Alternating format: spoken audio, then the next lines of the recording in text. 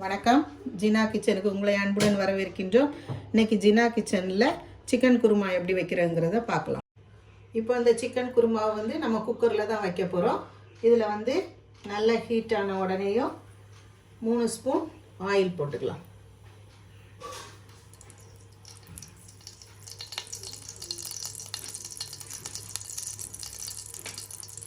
Oil ஹீட்டான உடனேயும் ஒரு பிரிஞ்சி இலை, ஒரு அன்னாசிப்பூ, ஒரு 4 பட்டை, ஒரு 4 ஏலக்காய், ஒரு 5 கிராம்பு இவ்வளோ போட்டுக்கலாம்.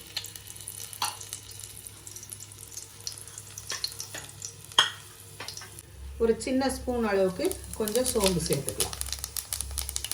அது நல்லா பொரிஞ்ச உடனேயும் 3 பெரிய வெங்காயம் நல்ல நீள வாக்கில் வெட்டினதை இதில் போடலாம். வெங்காயம் இவ்வளோ வதங்கினா போதும், ரொம்ப ப்ரௌன் கலர்லாம் ஆகக்கூடாது. இதில் வந்து 2 பச்சை மிளகாய் போட்டுக்கலாம். 2 பச்சை மிளகாய் போட்டதும் ஒரு 2 ஸ்பூன் இஞ்சி பூண்டு பேஸ்ட்டு,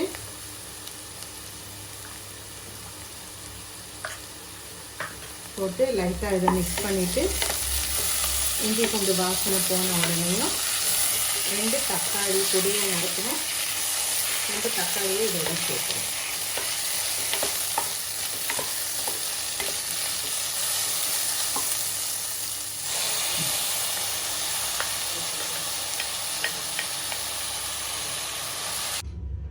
இப்போ இதில் வந்து 1 ஸ்பூன் தனியா பவுடர், 1/2 ஸ்பூன் மிளகாத்தூள், 1/4 டீஸ்பூன் கரம் மசாலா, 1/4 டீஸ்பூன் மஞ்சத்தூள், 1/4 டீஸ்பூன் ஜீரகத்தூள். மசாலையை கொஞ்சம் லைட்டாக இந்த வெங்காயம் தக்காளியோடு சேர்த்து மிக்ஸ் பண்ணிவிட்டு, நான் இங்கே ஒரு 1/2 kg சிக்கன் எடுத்து வச்சுருக்கிறேன். நல்லா மஞ்சள்லாம் போட்டு நல்லா சுத்தம் பண்ணது. இப்போ இதை இதோட போட்டுக்கலாம்.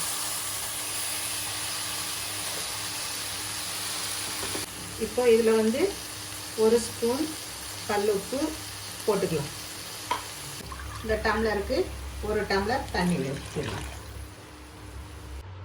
இப்போ 3 விசில் வந்துட்டு அதுக்கப்புறம் ஸ்டவ்வை ஆஃப் பண்ணிவிட்டு குக்கரை ஓப்பன் பண்ணி இதில் வந்து நான் ஒரு 1/2 தேங்காய், 15 கேஷ்யூ நல்லா திக்காக அரைச்சி வச்சுருக்கேன், நல்லா பேஸ்ட்டாக அரைச்சி வச்சுருக்கேன். இப்போ இதை இதோட மிக்ஸ் பண்ணிடுவோம்.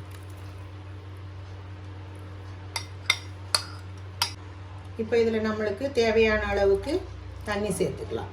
தண்ணி சேர்த்துட்டு அதுக்கப்புறம் இதை நல்லா மிக்ஸ் பண்ணி ஸ்டவ்வை ஆன் பண்ணி ஒரே ஒரு கொதி மட்டும் வந்தால் போதும். இந்த மாதிரி மசாலாலாம் கரெக்டான அளவில் போடும்போது தான் நம்மளுக்கு இந்த கலர் வந்து இந்த மாதிரி லைட்டாக எல்லோ கலராக இந்த மாதிரி நல்லா குருமா டேஸ்ட்டாக வரும். இப்போ இந்த மாதிரி நல்ல கொதி வந்து இந்த எண்ணெயெல்லாம் பிரிஞ்சு வர ஸ்டேஜில் நம்ம கொஞ்சம் கொத்தமல்லி இலை தூவி இதை ஆஃப் பண்ணிடலாம். அவ்வளோதான், நல்ல சுவையான சிக்கன் குருமா ரெடி. இது இடியாப்பம், ஆப்பம், பரோட்டா, சப்பாத்தி, கீ ரைஸ் கூட எல்லாம் இந்த சிக்கன் குருமா ரொம்ப நல்லாயிருக்கும்.